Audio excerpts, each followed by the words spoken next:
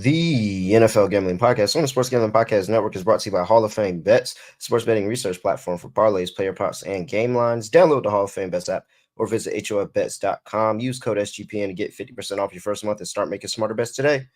We're also brought to you by the Hockey Gambling Podcast, brand new YouTube page. The Hockey Guys are giving away a hoodie to celebrate their new YouTube channel. Register today at sportsgamblingpodcast.com/HGP. Yes, sir. We are back with another edition of the NFL Gambling Podcast on the Sports Gambling Podcast Network. No, me, no, the voice, no, the guy. It's me, really real, a villain real, Terrell from Jr. here at your service. Whoa, where's my drop?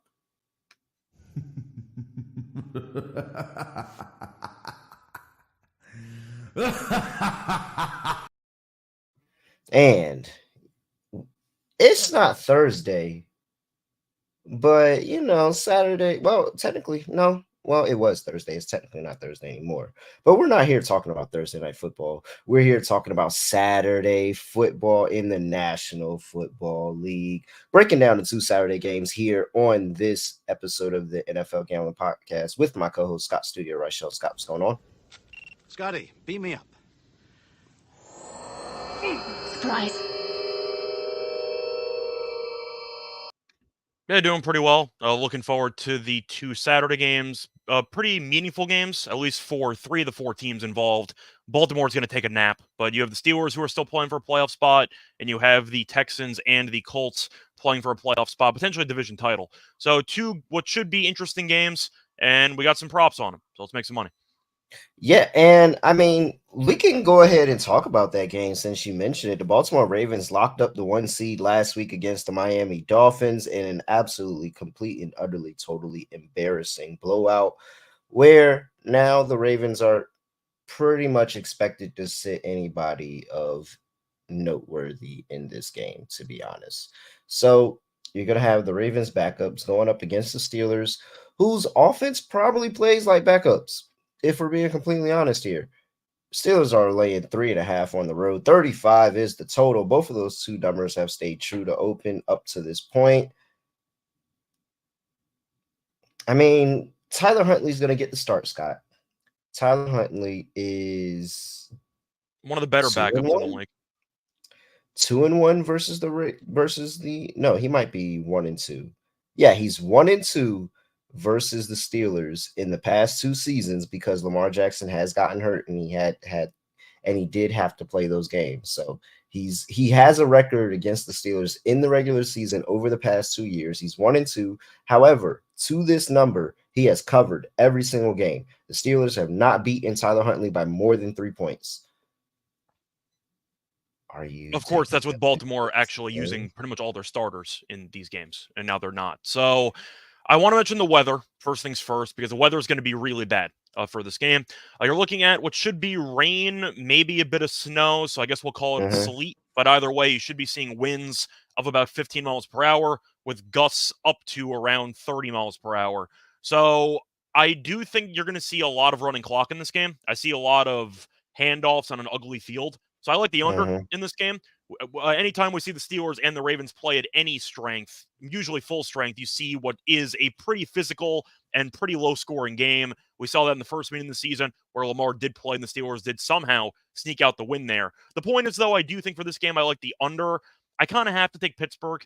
It's one of those spots where I feel obligated to because, once again, they're playing for all the marbles. Yes, I know Tomlin's teams have occasionally slipped up against teams they should beat, which is the one knock on Tomlin. His teams always get up for good competition, tend to overlook bad competition, but Huntley hasn't played all year. You're looking at the Ravens benching basically all the defense, and I thought it was actually pretty funny because a lot of people were trying to look at the incentives for contracts to find some player prop angles on certain guys, and Odell is actually in a potential spot to pad his numbers to get some incentives, and then Odell said on Twitter, "Don't take my props." So I'm guessing Odell's not playing in this game, or if he does, because he actively told people don't even bother.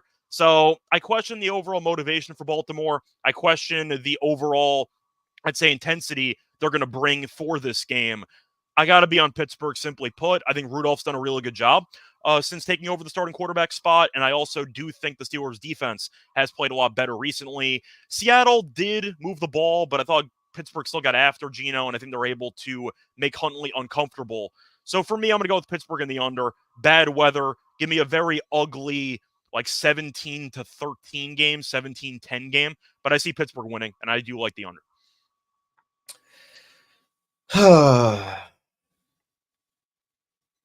I mean, I guess I'll go Pittsburgh. I really don't want to. I'm pessimistic about these games that teams should win, Yeah. and Mm-hmm.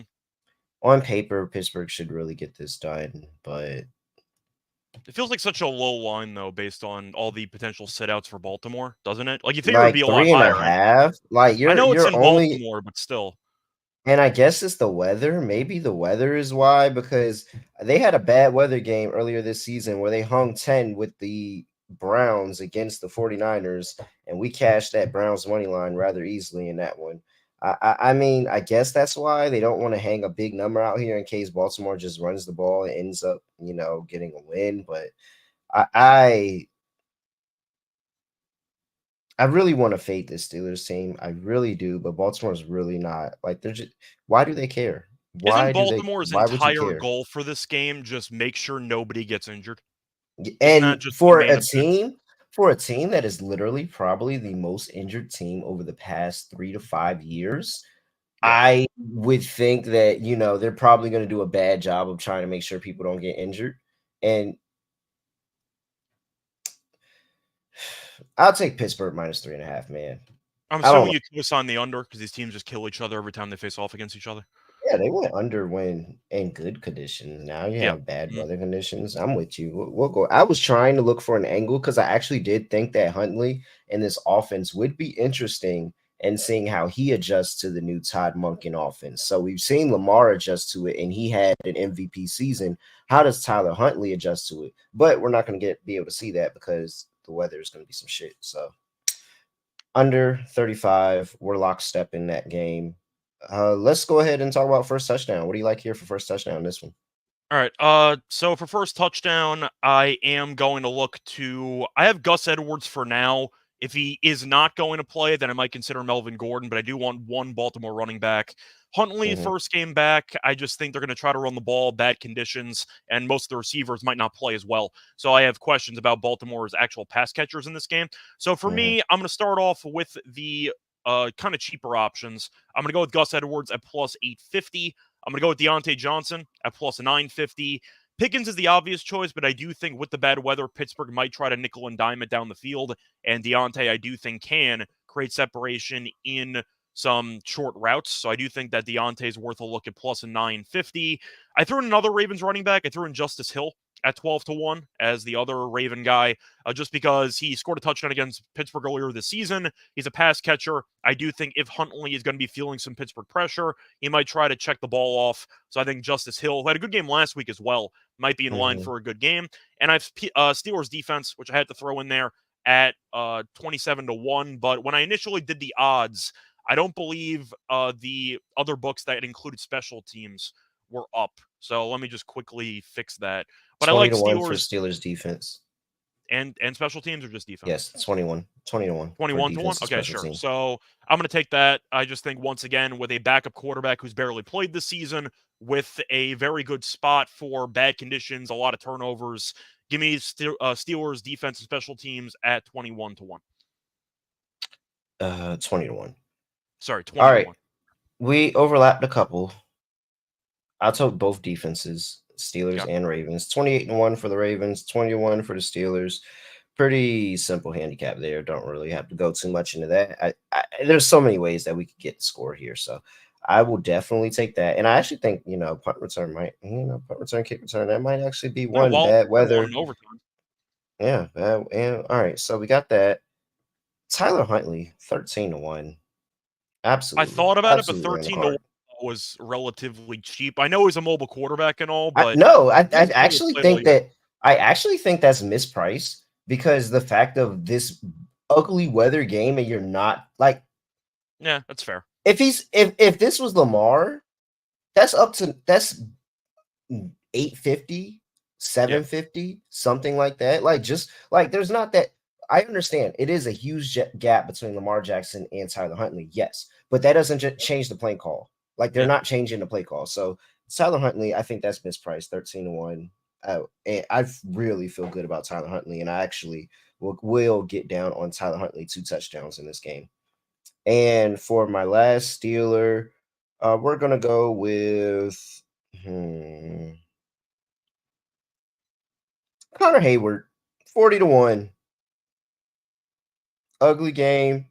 Get by the goal line, trying to muscle the ball in, handed a big Connor Hayward in the backfield, and he pushes it through on a fullback dive. Yeah, I'll take it, 40-1.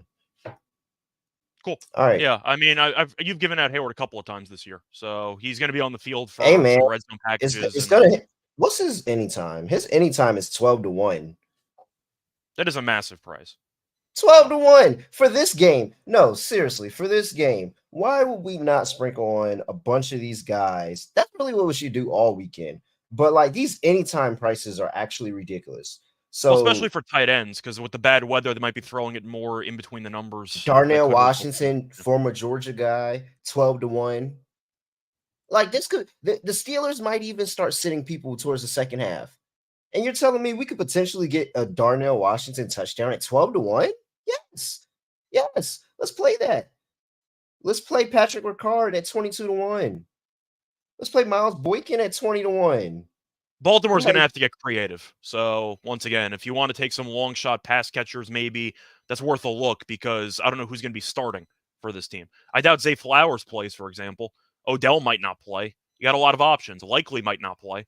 Yeah, like, and if they do, they're out early. So I think we should be taking a stab, and that's probably going to be my touchdown scorer for this week. It is one of these high-priced touchdown scorers, because it's so easy at the end of the game for them to just get a cheap touchdown. It's the last play of the season. Nobody cares. So yeah, that's fair. All right.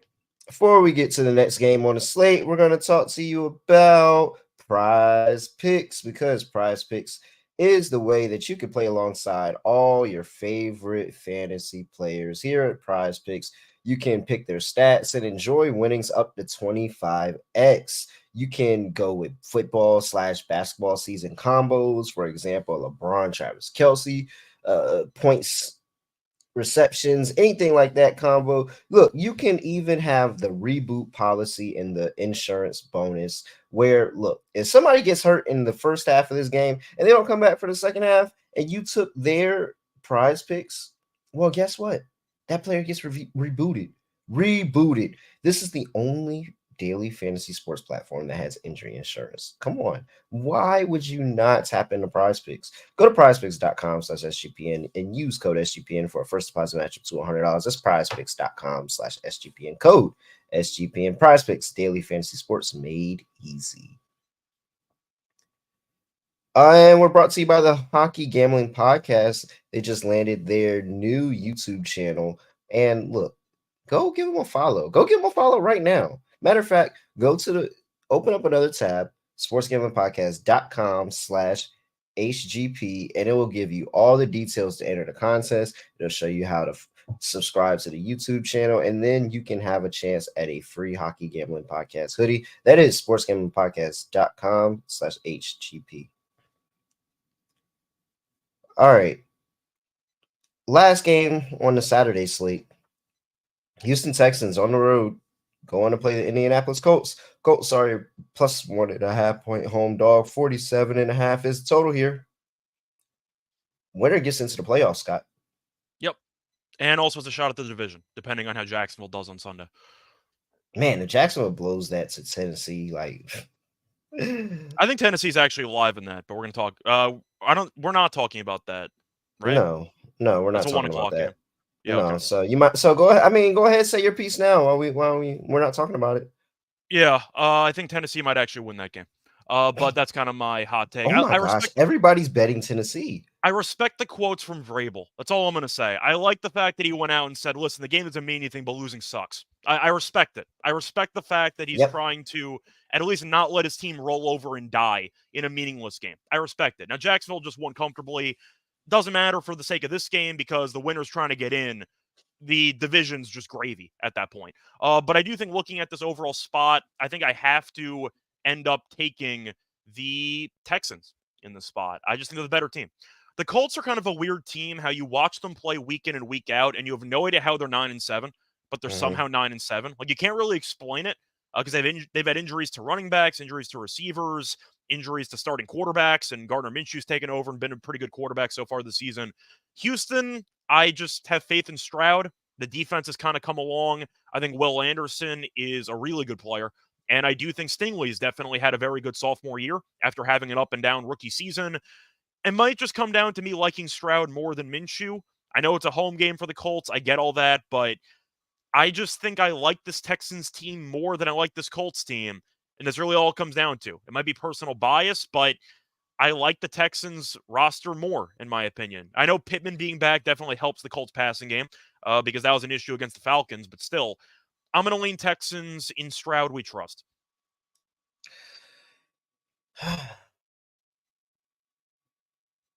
And I'm going to lean over, by the way. Forgot to say.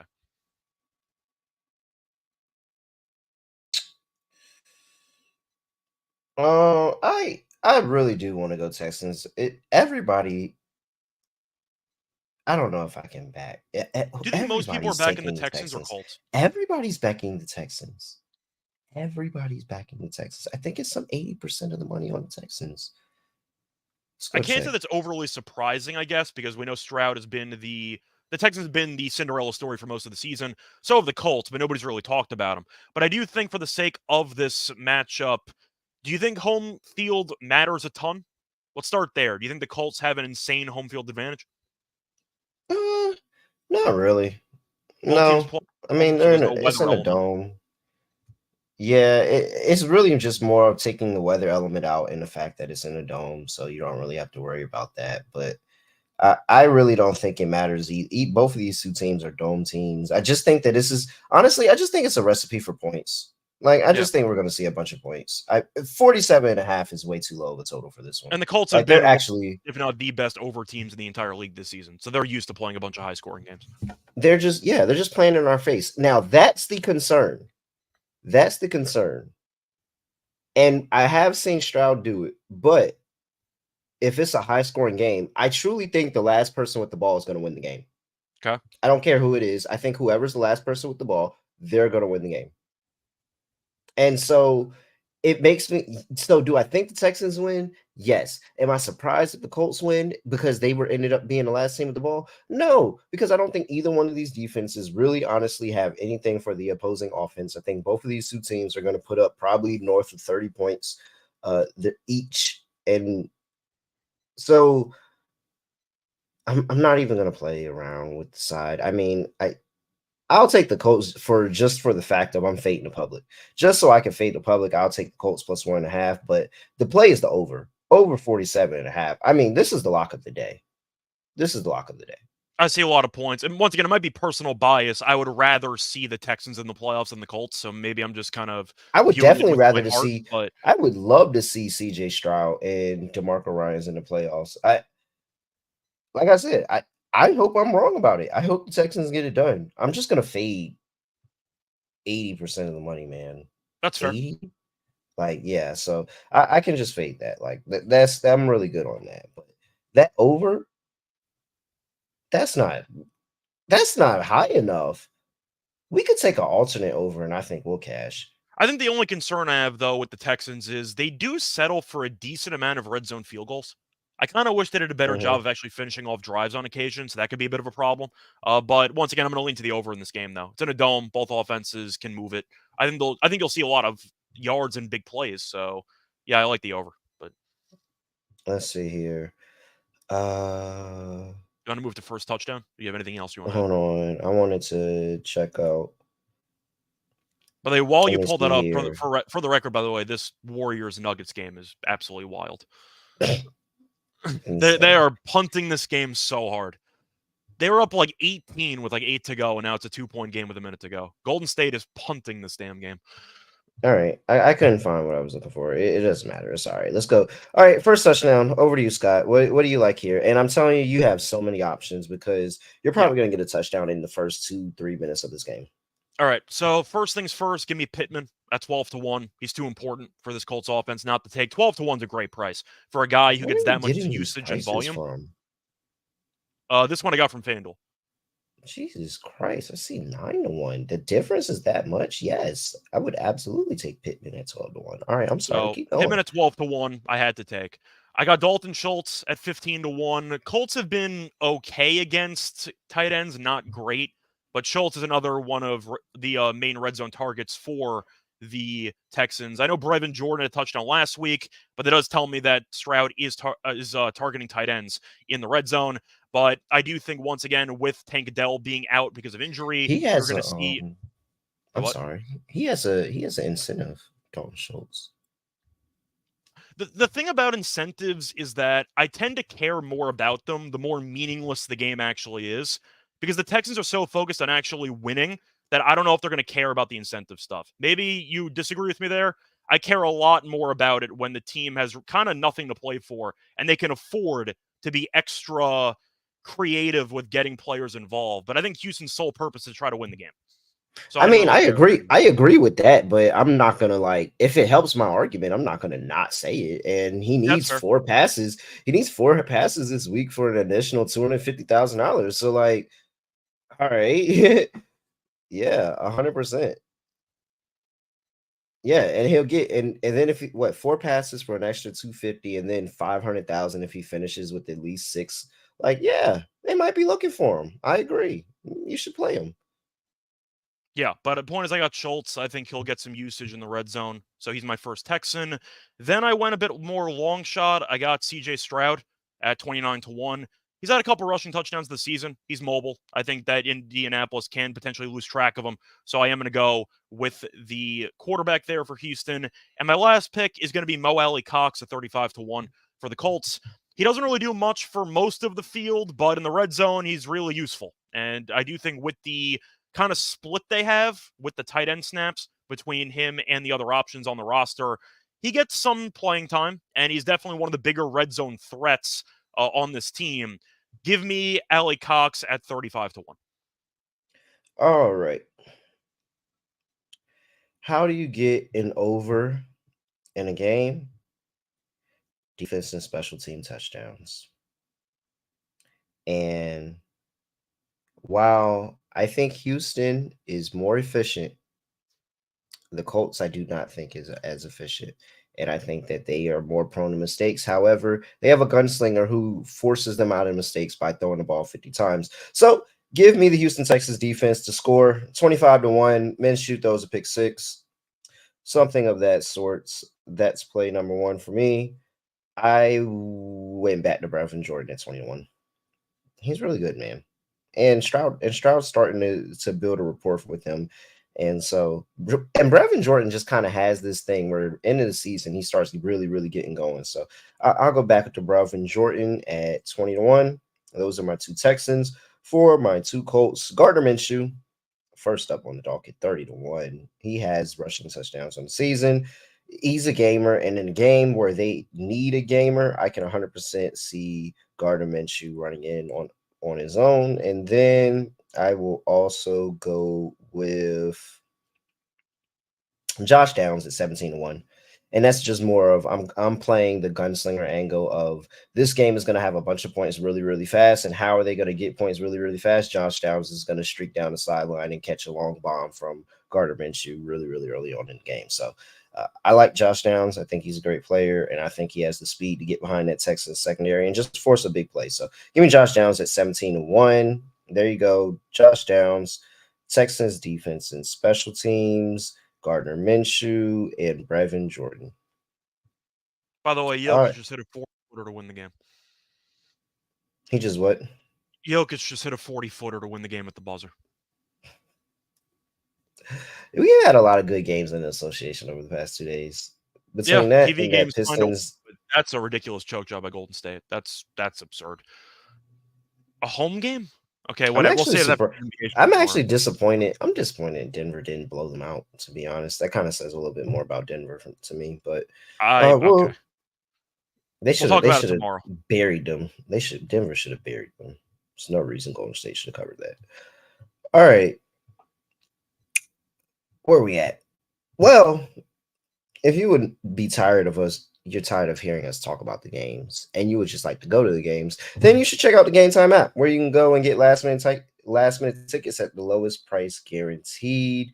And I'm telling you, it's way better than going out there and trying to follow around or find the sketchy guy that's selling tickets outside the stadium, or trying to go and pay those obnoxious prices at all these different sites. No, go to Game Time, where you can get your lowest price guaranteed. And guess what? If you find a ticket on the same section in the same row for less, Game Time is going to credit you 110% of the difference. So make sure you absolutely tap into the Game Time app, create an account, and use code CFBX for $20 off your first purchase. Terms apply. Again, create an account and use code CFBX for $20 off. Download the Game Time app. Last minute tickets, lowest price guaranteed. We're also brought to you by Hall of Fame Bets, the sports betting analytics platform for parlays, player props, and game lines. Research everything from the NFL, NBA, and soccer with historical stats and data. Plus, you have the revolutionary Parlay Optimizer tool, where it breaks everything down by leg, and you get expected probability for your entire parlay. Stop betting in the dark. Use the over and join the over 30,000 users using Hall of Fame Bets. Download the Hall of Fame Bets app or visit HOFBets.com. Use code SGPN to get 50% off your first month and start researching, start winning with Hall of Fame Bets. All right. Player props. We got 3 props over these 2 games. I will let you kick things off. What's your first prop? All right. So for my first prop, I am going to go to the Steelers game.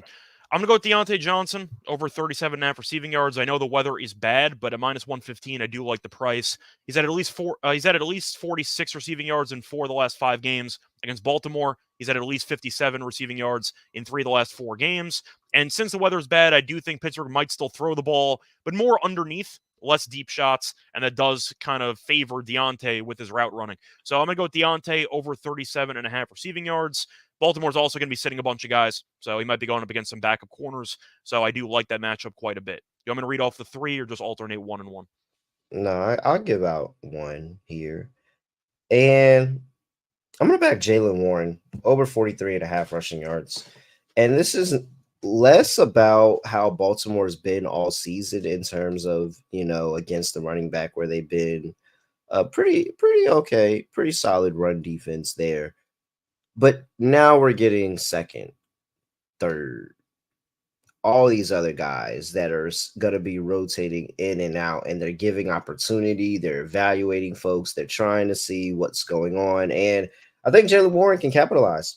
I think they've had a pretty much of a split timeshare going between Najee Harris and Jaylen Warren. And again, ugly game here. I don't think that you trust your quarterbacks really to throw the ball too much. I know you expect them to throw a little bit more. I think that if they can run it as much as they can, they're going to. So a split backfield, I'll take the one with the less yards and probably going to get same amount of usage. So give me Jaylen Warren and get it done over 43.5 rushing yards. Yeah, I like that play as well. I think him and Najee could have good games combined, so we'll see how that goes. So I actually was going to go with Najee Harris for the rushing yards over. Been in good form recently. I know it can be a head case at times, but I do think that he is in a good spot with bad weather. We've seen Najee have some good games. He's off of an 100-plus yard game last week, so I think Najee could once again, with good game flow, assuming Pittsburgh's winning, with Baltimore benching a lot of the roster, I do think that might result in a more positive run focus in the second half. So I do think that Najee Harris rushing yards is definitely going to be a play that I'm interested in. Trying to quickly find the best price. I want to see if it moved at all, because I got this prop in a couple hours ago. Let me just quickly see what the line is. But the point is, I like Najee Harris for rushing. I think he's in a good spot. Okay. Let's see here. My second prop, going to not going to doubt by it. the way. It's 60.5 at minus 114. I'll take that. You said 60.5? Yeah. All right. I like it. Prop number 2 for me, going to Gardner Minshew. No. Give me CJ Stroud, actually. Yeah. I thought I was going to get cute. I'm not. We're going with CJ Stroud, and I'm going to take his over 1.5 passing touchdowns at plus 102. And this is just more of trusting CJ Stroud as the gamer. And a game that I think I sit here and I'm just giddy thinking about the touchdown parlays that I'm going to put together for this game, and the one of them that's going to cash because everybody and their mother is going to score in this one. I mean, CJ Stroud's absolutely been phenomenal over this season. He's got 21 touchdowns on the year. He hasn't been over this line recently, and partial just coming back from the injury. You had a tough game against the Jets, who was a pretty tough defense. That Denver defense got a little bit better as the year was going on, but he's put his number up against Jacksonville. He's put this number up against Arizona. He's put this number up against Tampa Bay. Like, he's put this number up against New Orleans. When he gets the matchup, he takes advantage. He has this in the first game this season against this Indianapolis Colts team. I think he's going to do it again. I think this is a big game for CJ Stroud, and where he just puts the exclamation point on his Rookie of the Year campaign, offensive Rookie of the Year campaign. I'm all over CJ Stroud to have a good game. I mean, I talked about the passing touchdowns, but I like the passing yards as well. Win or lose, I think CJ Stroud and Gardner Minshew are both with the ball. Yeah, I agree with that. My last play, though, is actually going to be something that might sound like it contradicts your play, but it's not. I'm going to go with Nico Collins' longest reception. I'm going to take his under 25.5 at minus 115. He's actually going under this number in 7 of the last 8 games. And the Colts have quietly not allowed a completion over 25 yards in 3 straight games. Yes. I was looking that up, and I was looking to back the over. It wasn't added up, and I was like, wow, they've been really good at limiting the big plays. So they give up a lot of yards, but a decent amount of it is going to be 15 yards, 20 yards, stuff like that. They really don't give up that many bombs. And Collins kind of killed this team in the first meeting. So I do wonder, with once again Tank Dell being injured, do the Colts maybe prioritize stopping Nico Collins in the passing game, maybe letting, I don't know, like a Robert Woods type or somebody else get loose? But I do think Nico Collins' longest reception is a little bit too high at 25.5. That's a really big number. I'm going to go with the under. Once again, 7 of the last 8 games, too. So I don't know where this number is coming from. But I'll take the under at minus 115. All right. Let's see here. I will close things out with. I gotta have an interception prop, man. I've been going kind of crazy with the interception props on Thursdays. I feel like we should just keep the mojo going. So we're going to take Gardner Minshew at minus 125. I think the Texans are going to put the pressure on them. I don't think it's going to be easy. I think the Texans are going to put the pressure on them. I told you, I think the last team that gets the ball is going to win. And Gardner Minshew, while he is not afraid to throw an interception, he will 100% put the ball in those dangerous situations. Like, he absolutely will. And I'm minus 125 is I thought this was going to be a higher price. I thought it was going to be a little bit closer to minus 140. So I feel like I'm stealing a little bit with minus 125 here, laying that juice. What you think about Gardner Minshew, throw a pick? I mean, we know that he's not afraid of trying to make every throw. So I do think that he's in line to be reckless at times. And it is a very big game for Minshew. Is this the biggest game of his career?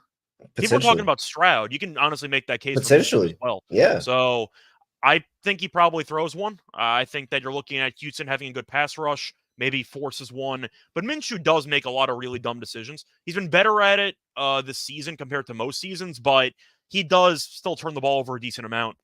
So minus 105, I do like for a good price. Yeah. This is a big game. I think everybody's everywhere is stepping up. So I'm with it. All right, Minshew. I've been good. I've been really good. I've parlayed interceptions. Like, we've been really, really good at getting some of these picks. Hopefully the Saturday mojo doesn't mess us up here. All right. DFS. All right, so just to be clear, by the way, for DFS, we're only going to do one lineup. So we join both games together, just to be clear. Yes. You want to go first? No, you got it. Okay. So for my quarterback, I took Stroud. I think that if I'm picking Houston to win, it's going to be off of his back. So I am going to go with Stroud carrying the team. with a bunch of passing yards and a couple touchdowns. So give me Stroud at 8,300. Give me Najee Harris at 7,500. Once again, he is going to be the main running back for the Steelers. They still use Warren, but Najee does get first dibs on the red zone work. And with Baltimore benching a lot of guys and the bad weather, I think Najee gets a boost in workload. Give me Justice Hill for the Ravens as my other running back, because I do think at the end of the day, Hill can definitely give you some value in PPR. He had a touchdown last week. He had a touchdown against the Steelers in the first meeting. I like the spot for a relatively cheap salary. And the Steelers have really not been that good against the run this season. So I do like the Justice Hill option there at 5,800. For receivers, I did end up going with Michael Pittman. I think Pittman's in line for a very solid game, especially with the fact that it's in a dome. We know how much the Colts rely on him. And I do think he is in line for what should be a pretty big stat line. The other receiver, I end up having Nico Collins. I think Collins is in line for a good game. I know I just took the under for longest reception. Doesn't mean he's not going to get volume. I just think he'll have 7 catches, 90 yards, something like that. A good all-around game for a receiver. And I do think that's going to bode well for him in this matchup. Then for the other one, I was a bit torn on what to take because I wanted Odell because of the incentives. But then Odell was telling people, don't pick me. So I'm going to have to pivot off of Odell. I think I'm going to go with Robert Woods in this one. I just think he's on the field too much to not consider. I know his stats this season aren't great, but he's on the field a lot, and I am going with Stroud. So I think it's a pretty decent stack opportunity. So give me Robert Woods as a low-budget stack option. For the tight end, I'm going with Mo Alley Cox. Going to be a touchdown upside play, but at 4,500, that salary does seem a bit cheap. For my flex, give me Devin Singletary. Once again, I am going pretty heavy with Houston's offense, but I am going with the over in this game. So it is pretty correlated. But Singletary's been good, and I do think he's in line for what can be maybe a touchdown run towards the goal line. And I got Steelers defense, bad weather, motivated team, playing. I can argue they've been a little bit inconsistent recently, but with Huntley at quarterback and bad weather, I think the Steelers have a good defensive game plan. I think they play well. Maybe a defensive touchdown as well. So give me Steelers defensive. Give me the Steelers defense and special teams at 4,700 as the final piece of my lineup. All right. I wanted to be different, so I went with Gardner Minshew, and I gave a Colts stack here. So give me Gardner Minshew with Josh Downs and Michael Pittman. With the bring back of Nico Collins, I want all the points, and I just want the studs. Just give me the studs. I'm going to trust the studs to get it done there. I did add Jonathan Taylor and Jaylen Warren as my running backs there. I'm gonna back this Jaylen Warren train, man. He's had a really good season. I just hope that hopefully he's the one that breaks out. Again, very, very little bit different of a lineup here. Jonathan Taylor is a more chalk option. And then we have Deontay Johnson here coming to hang out. You know, I do agree with your thought process of he could get a bunch of short PPR intermediate work during that ugly game. They tried to throw the ball, especially if Baltimore gets up early. If Baltimore gets up early, they're going to Deontay Johnson the whole game, trying to fight back and claw back in that game and try to get a win. And at tight end, I did something different, Scott. Give me Darnell Washington. He's going to get it done, man. If he scores, they're going to get spot against the other people with the DFS lineups. And he's such a big target. He's such a big target. And just tell me at halftime, what if this is not even close? What if this Steelers team actually comes in locked and loaded, ready to go, and this is 28-0 at halftime? They're going to start rolling out anybody in the second half. Darnell Washington 100% can get on the field in the red zone and get an easy touchdown. I'm taking Darnell Washington. And then I did close out with the Steelers defense. All right, cool. All right. Let's go ahead and get into our lock. Anytime touchdown scorer. All right. You want to go first or should I? I'll go first because I mean it's pretty obvious. My lock is that over 47.5 in that Colts and Texans game. I think that this Colts defense is actually pretty bad, to be honest. But I don't think the offense is going to give up at all. I think the Texans are going to be able to score, but I think that this Gardner Minshew-led offense where they're just going to continue to throw the ball. Shane Steichen, very, very good offensive coordinator, very, very good head coach over the course of this year. The fact that he's even got this Colts team in spitting distance of the playoffs is really, really a testament to how he's been able to coach this team up and play to Gardner Minshew's strengths. And I think he's going to do that in this game. So give me the over 47.5. For my touchdown score, I talked about him. I'm sold on it. I sold myself on him. Darnell Washington, 12-1, anytime touchdown. Let's go. That's comically mispriced if he gets more playing time than people think. Like everybody just thinks that Baltimore is going to be resting guys. If this gets ugly in the first half, Pittsburgh is going to be doing anything, just anything. Darnell Washington getting end zone. All right. So for mine, I am going to go for my lock. I am going to go back to the Steelers game. I'm going to take the under at 35.5. I just see a physical game in bad weather. It's going to be hideous. First team to 17 wins, as far as I'm concerned. Give me the under in that one. I see a low-scoring game, which Pittsburgh probably wins, but give me the under in that one. For my anytime touchdown score, I thought about Steelers defense at 6-1, but I think I'm going to go with Mo Alley Cox at plus 650. Houston has not been great against the tight end position, and Alley Cox has had a couple touchdowns recently, and Minshew does seem to look for him in the red zone. Give me Alley Cox at plus 650. I like the price there. Tight ends for anytime touchdown have done well for me on the show, so hopefully that carries over into this one. But 650, I think is a good price for what is a pretty solid red zone target. All right. Anything else for people before we get up out of here? Yes, we'll back in about a minute and a half because we got the afternoon games for Sunday. So, all right. Y'all heard him. If you are strolling into our YouTube channel, make sure you give us a subscribe, a like, all of that stuff. If you're listening to the podcast version, make sure you leave us a 5-star rating and review. Subscribe there as well. And I mean, that's really it. We still got playoffs, but it's starting to dwindle down, Scott. The season is almost over. I have nothing else to do. Nothing else to say. Nothing else to do. No other way of ending the podcast. Just going to end it like this. We are out of here.